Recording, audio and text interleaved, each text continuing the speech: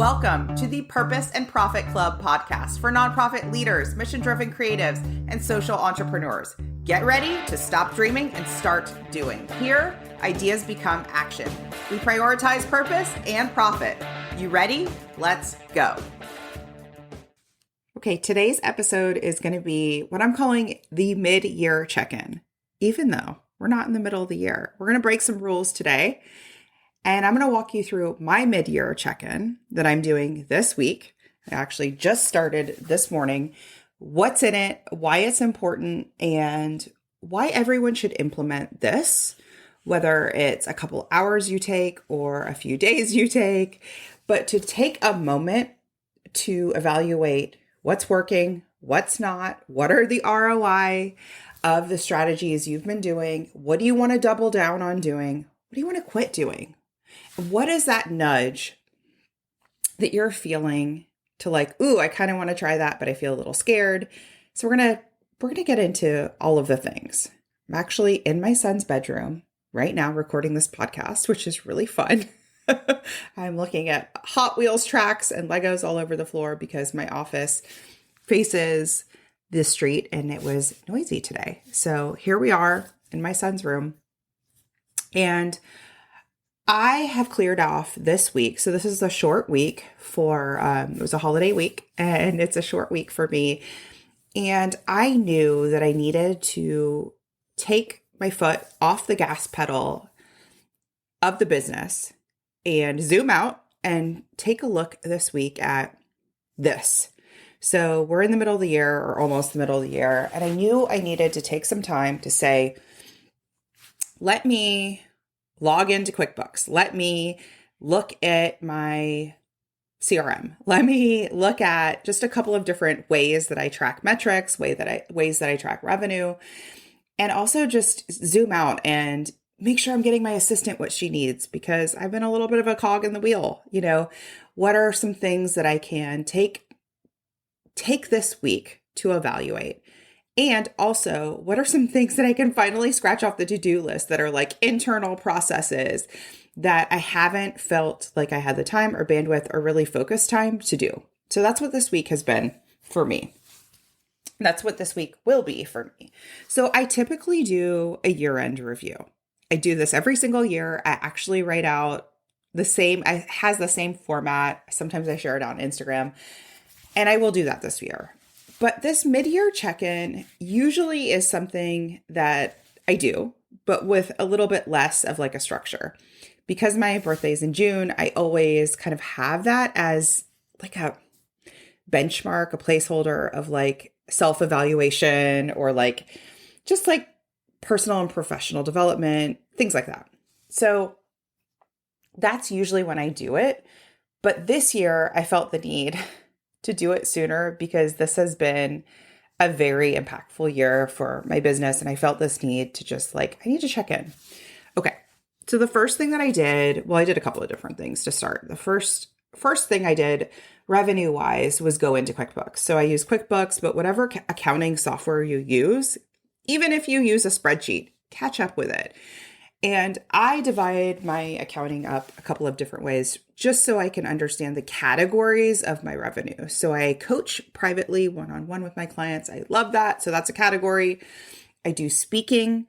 I speak at conferences. I speak on live webinars, presentations, things like that. That's another category. My courses, of course, those group courses and coaching programs, that's another revenue stream. So I'm looking at those revenue streams. And so I looked at that this morning and I did something different, which was instead of just looking at the fiscal year, so like, January through December of 2022 or the first half of 2023, what I did is I looked at those, but I also did a rolling 12 months. So I took the 12 months rolling regardless of year, and I really needed to see that number because I had a hunch about it. I knew that I had increased. I knew that this had been a very successful 2023, but seeing that rolling 12 months really helped me track what I've been doing and my trend for the rest of the year. So that was really cool. And then I figured out my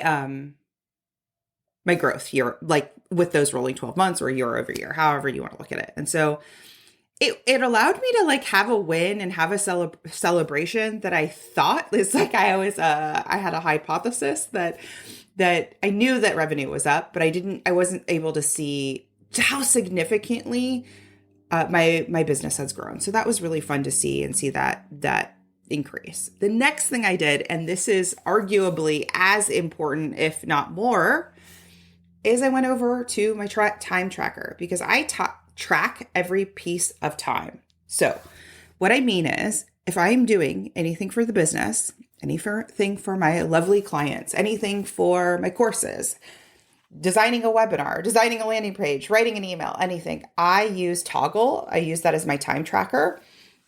And that really helps me calculate a couple things. It helps me calculate the ROI, but it also helps me calculate how much time something takes me. I started doing this a few years ago, thanks to my friend Sarah, who shared her time tracker. And when she did, it was a real light bulb moment. So she could see, where am I spending time in the business? Where am I spending time with my clients, etc. And what makes sense and what doesn't. So for example, I recognized a few years ago, I was spending too much time creating content for workshops. And I got a lot more streamlined, which meant a lot more decisive on my content that I was creating for the workshops, because I could see I had a couple of different options. I could change my prices. I could I could leave it as is. I could, work more efficiently. I mean, there's a couple of different things there, like a couple of different levers that I could move. But what I saw was that it was overall, I wasn't happy with the amount of time it was taking me to create, for example, an hour-long workshop. So I really condensed that process in a way that's way more efficient and makes a lot more sense. A lot of that was perfectionism, by the way, coming up. So I wouldn't have known that. I didn't really see that with clear eyes until I started tracking my time. So if I'm designing a brand new workshop, webinar, I name that in my time tracker, and I see collectively, let's say it takes me 5 different days where I might be working on it like in spurts, right? So I can say collectively, how long did it take me to create? Okay. So I go to my time tracker, and again, I'm breaking it up on there. So I'm breaking it up by my private coaching, by my courses, by creating the podcast, any admin, any taxes, like I've got that all categorized. And one of my already aha moments from today was I had a hunch that one of my courses just hadn't hit the tipping point yet to be where I want on profit, right? That was my hunch. And really the thought behind it was that it has, taken a lot of time to create and present and sell and da-da-da-da-da-da. And I want to give you a couple of different analogies before I give you the aha moment there. So if you're not a course creator, it's totally fine. But like, it could be a campaign, it could be a launch, it could be an event, it could be a fundraiser where you have this hunch where you're like, ooh, this is just taking a lot of time and I'm not sure it's worth it. That's a belief. That's a thought. We don't know if it's true until we run the math. And so I ran the math, and it was so enlightening because I ran the math and it was totally in my range of profitability, and where I like to see those types of programs and courses be.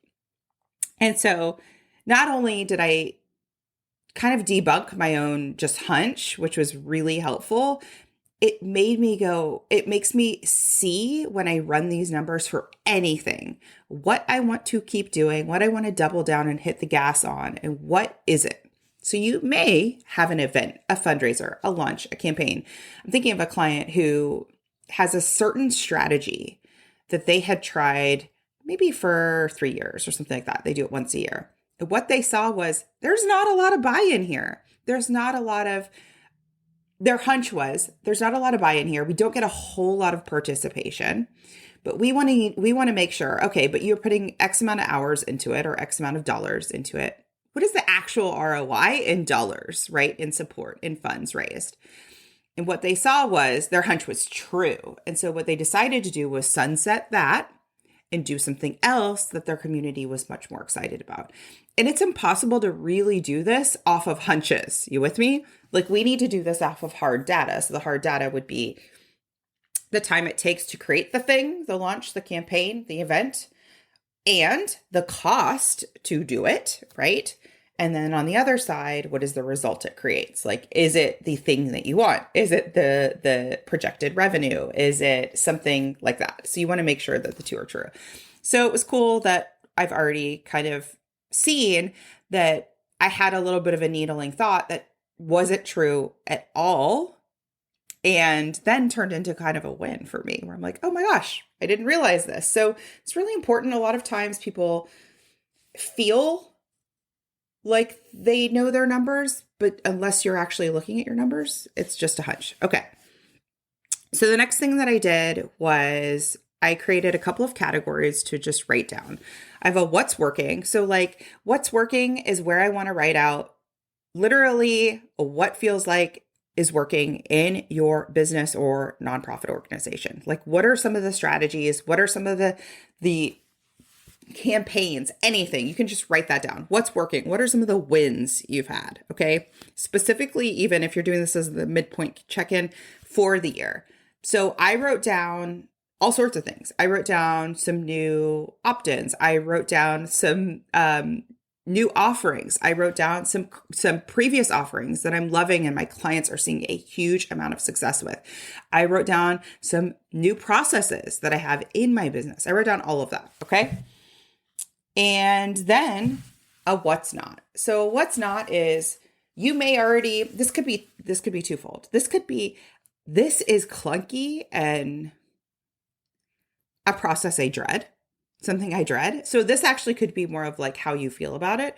Or this could be, I have heard feedback that this isn't something, kind of like my client that had to sunset something, right? I've heard feedback. People are not excited about this. People are not engaged about this. So that could be in the what's not working. Okay. So for that, I wrote down all sorts of things. So this could be participation. This could be signups. This could be how I'm feeling about a certain product strategy offering. Let's see, I'm going down my list. This could be, I thought this would work and it didn't. So I would even write that down. Like if you're like, I thought this thing would be a perfect fit and it wasn't. The key with this whole piece is like, we're putting on like our science teacher goggles, right? Or, those chemistry lab, putting on your lab coat, you're putting on your goggles.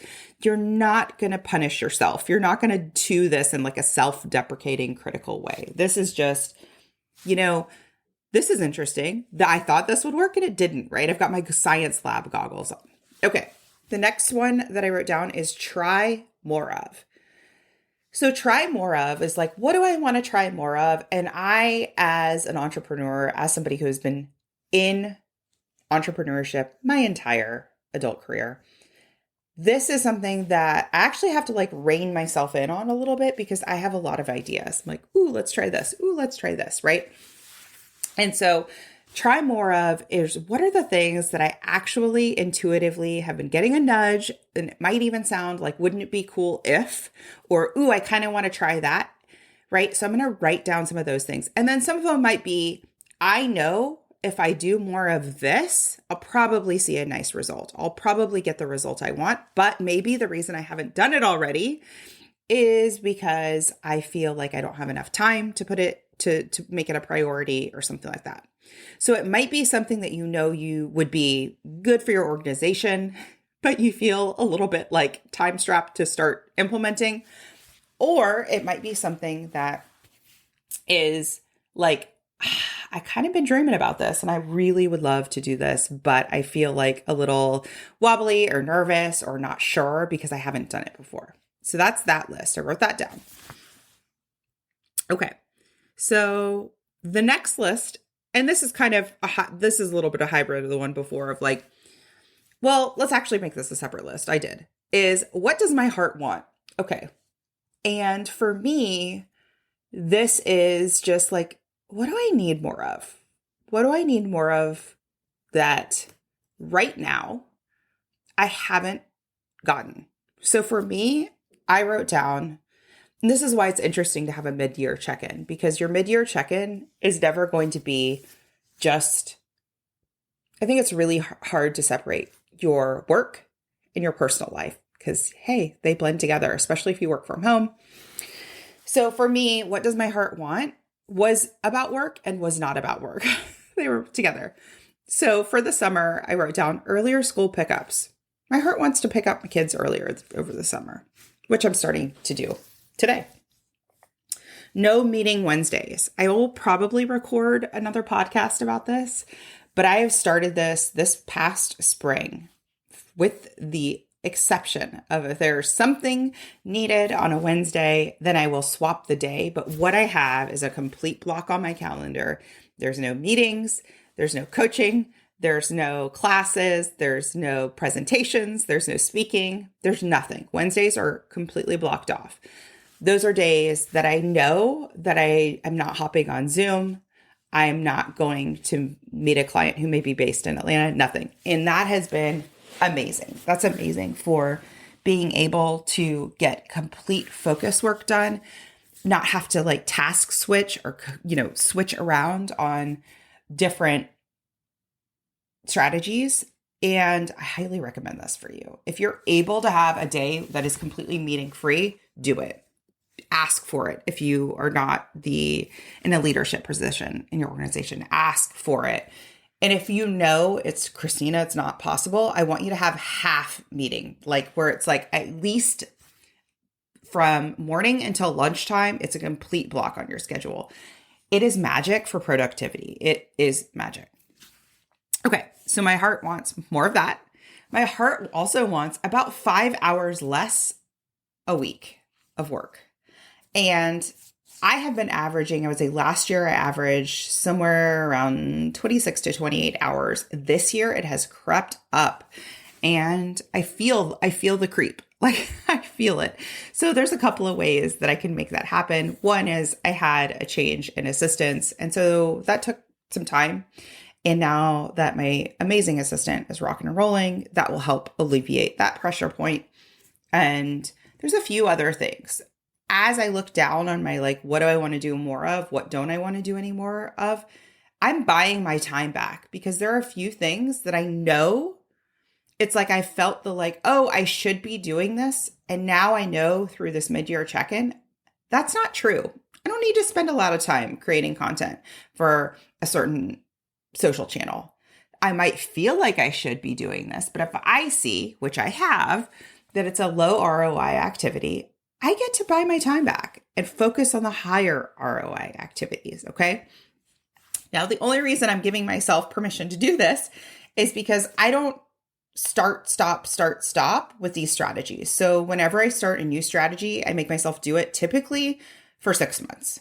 So if I were going to start a TikTok strategy and really go all in on it, 6 months before I can say it's not working, I don't want to do it anymore, blah, blah, blah. So let that be the caveat. Don't say I went through this process and there was a strategy I started and did 6 weeks of, and now I'm not going to do it anymore, right? You got to give yourself enough runway for it to take steam and then decide whether or not you want to sunset it. Okay. What does my heart want? The next one was a little bit of a hybrid of the one before, which was, what do I want to try more of? And this is even more deep into it, but what am I scared of but really want to do? What is an intuitive nudge that I'm feeling? So what am I scared of but I actually really want to do? Okay. So that's a good one for you to ask. That's a really good one for you to ask and see what comes of this might be for you. I really want to start doing Instagram Live. I really want to start a YouTube channel. I really want to start pitching more influencers. I really want to stop writing emails that sound pretty generic, but I feel a little scared. I feel a little scared to do it. Whatever the thing is, I'm going to say almost all of those are ones that I've done because I felt the nudge to do. I remember when I first started my YouTube channel, it was I really want to do this. And I feel a little shaky on doing it, but it's not a should. I don't feel like I should have to do it. I don't feel like I have to do it. I actually feel a desire to do it. Same with the podcast. And so I'm willing to feel a little shaky and follow that nudge and give it a shot. Okay. So what am I scared of, but actually really want to do? That's another really great question to ask. And you get to decide what you want this mid-year check-in to look like. The important piece of it is you want to have that scientific lens. You want to have an open mind on it, not a self-critical lens. So for me, I have already started this process today. I'm already looking at my numbers and I'm looking at my time. So I'm starting with the data, which is really interesting because it's going to inform how I spend tomorrow and the following day, right? So the data is telling me a few things I was surprised about as far as ROI. The data is telling me a few things that I knew, but I didn't know that they were that good. So I'm taking a day to like celebrate. Like, this is proof. Sometimes we put in new strategies and we don't take time to celebrate how far we've come. Like, much of what I'm looking at in the pie chart of my business is what I wanted it to be like a year or two ago. And so I'm trying to take this moment and celebrate that it's working, that I'm here, that my clients are seeing the results that they're hiring me to get, that people are coming into the private coaching and they're seeing the momentum that they asked for. They're seeing the transformation. They come to me. I was listening to a podcast and they were saying, like, what is the problem you solve? And I'm getting clearer and clearer and clearer on that as I do. So as I help people, as I come in and help them. And many of my clients come in to my courses, my programs, my coaching, and they want to solve two problems. One is a visibility problem. And I'm clearer on that than ever, is not enough people know about their organization or what they do or their service, right? Visibility. The other piece that they come to me for is a funding problem. So we need an increase in revenue. We are doing all this over here and we're not seeing much of an ROI over there, which is like, I get those are the most fun, right? And ultimately, the two, visibility and funding, work hand in hand together. So tactically, how we might address that may be different for different people. But the back end of that, like the backbone of that, is how you're thinking. And that ends up being like the magic of the coaching, is how I'm thinking is informing those actions, right? So many people will come to me and they're like feeling like shaky, wobbly, and not sure what to say to a potential funder, or not sure what to say to a potential partner. And they keep kicking the can further down. So they keep pushing out the hardest thing, and instead they're doing the easier things in the business. And for me, it's like that I'm seeing is the sweet spot of coaching, is giving my clients the support, like believing in them, giving them the support, showing them that they already know what to say, showing them not to wait for it to be comfortable. So that's something I've really been enjoying. And that's something that made it in the what I want to do more of column, is making sure that each and every one of my clients, my email subscribers get that. Is like, don't wait for it to feel like easy and comfortable. The thing you want is worth feeling shaky and wobbly and uncomfortable for. And the first time you do it, it will feel the most shaky and wobbly. And every single time after that, it gets easier and easier and easier, because you're literally building the muscle. I'm thinking about one of my clients right now who said to me, he was talking about our work together because we started right at the top of the year, which is such a good reference of like how far he's come. And he's like, I can ask for $5,000 or $10,000, no problem now. And like night and day from how he was. So building that muscle, it's like the courage first, then the confidence. And it doesn't mean it's easy. It doesn't mean it gets easier and easier, or it doesn't mean that it's always easy, right? It does get easier to ask for more. It does get easier to pitch people as you start doing it, but it's just fun to be a part of helping him get to ultimately like where he wants his organization to be, what his vision is for his organization, and being a part of that and showing him that like what's between where he wants his organization to be, his vision, and where he is now is simply taking the daring action. Like taking the daring action. Take it, take it, take it. Keep going. Talk kindly to yourself through it. Okay. So break the rules. Do a mid-year check-in. If you're listening to this and it's a few months from now and it's past mid-year, you get to break the rules and do a mid-year check-in right now. You get to do it whenever you want. You can do it whenever you want. It's worth doing because as I think of resolutions, it's like that's when we do our planning for the year and then we kind of peter out. Many of us forget what our plan was in the first place, right? It's a perfect time to check in the middle of the year or whenever and say, what the heck was my New Year's resolution? What were my goals for my business or nonprofit this year? Where do I want to be? How have I been doing in that? Where do I need support? Where do I need help? And if you need support, click the link to book a discovery call with me. I can help. If you ask me, everyone should have a coach, especially you. I want to invite you to schedule a free discovery call with me. Go to splendidatl.com/contact. You'll see my calendar there. Book a call with me. You'll learn about my smart growth method where we can grow your business or organization sustainably with ease and massive impact. Think you've reached out to everyone in your network? Are you out of ideas to get noticed and get funded? I hear you. That's why I'm giving you a chance to steal my prospect list. Yes, you can generate leads for your nonprofit or impact-driven business. Grab my mini training and list delivered to your inbox instantly. Go to splendidcourses.com/prospect.